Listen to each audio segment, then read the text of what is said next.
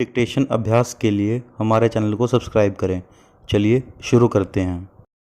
प्रतिलेखन संख्या 90 मानक रेडी।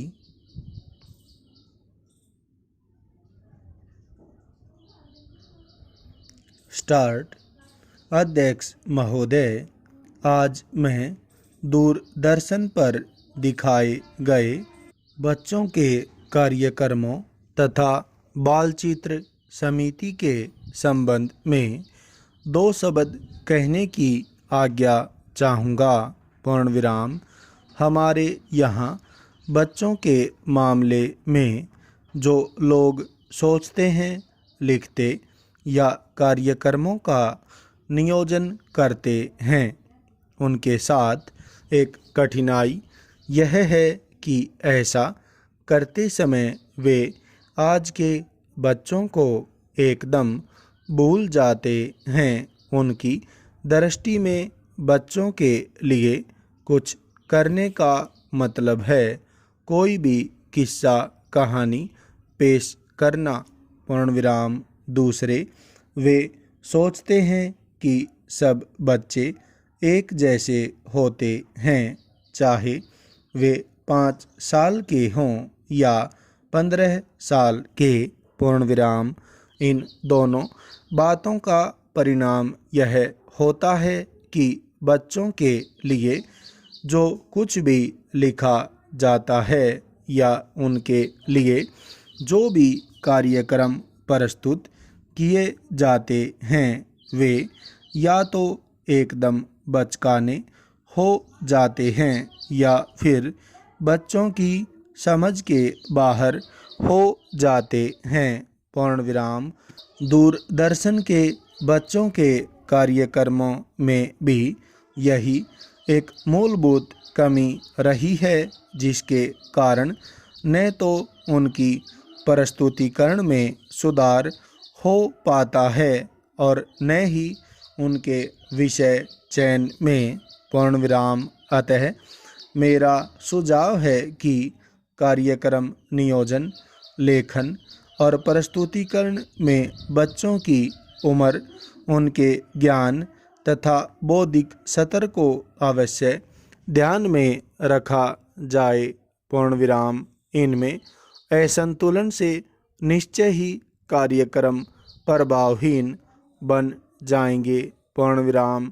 पिछले दिनों बच्चों के लिए जो कार्यक्रम दूरदर्शन पर शुरू किए गए हैं, उनमें भी यही बात आ गई है। पूर्णविराम।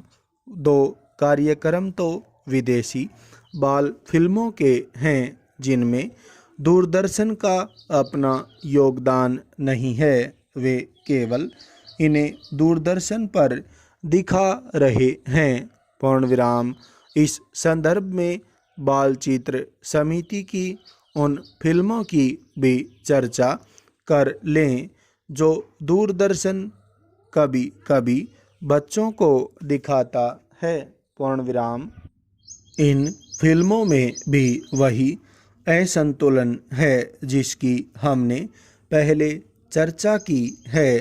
पूर्णविराम। इसी कारण से वे सारी फिल्में लोकप्रिय नहीं हो पाई। पूर्णविराम। यह बात और है कि इधर बालचित्र समिति के अध्यक्ष श्री अमोल पालेकर ने इन बुनियादी कमियों को समझा है और भविष्य में अच्छी और सार्थक बाल फिल्मों को तैयार करने के लिए उन्होंने आश्वासन दिया है। पूर्णविराम। राष्ट्रीय फिल्म वित्त निगम के अध्यक्ष भी बच्चों को सार्थक बाल फिल्मों में देने के लिए गंभीरता से विचार कर रहे हैं। पूर्णविराम। सच्चाई यह है कि आज के बच्चों के सामने जो प्रश्न हैं, आज वे जिन विषयों के बारे में जानना चाहते हैं, उनके बारे में बताने से हम स्वयं घबराते हैं। कारण चाहे हमारा अपना अज्ञान हो, मूल्यों का टकराव हो या परंपरा का मोह हो। पूर्ण विराम। आज के बच्चों के लिए लिखने या कार्यक्रमों का नियोजन करने के लिए उनके सोच, उनके परिवेश और उनके मनोविज्ञान को समझना बहुत ज़रूरी है। पूर्ण विराम। बच्चों को विभिन्न संचार माध्यमों के जरिए इतना कुछ जानने समझने को मिलता है कि पिछले 2 दशकों में उनके ज्ञान स्तर में बड़ी तीव्रता से विकास हुआ है। पूर्ण विराम। आज 10 वर्ष के बच्चे की बुद्धि 15 वर्ष के बच्चे के बराबर हो गई है। पूर्ण विराम। बच्चों के इस बौद्धिक विकास के अंतर को न तो बच्चों के अधिकांश लेखक और न ही संचार माध्यमों के बाल कार्यक्रम नियोजक अपने लेखों में प्रस्तुत कर पाते हैं, जबकि जरूरी यह है कि हमारा लेखन कार्यक्रमों का नियोजन ऐसा हो जो विभिन्न आयु वर्ग के बच्चों में हो रहे बौद्धिक विकास के अनुरूप हो।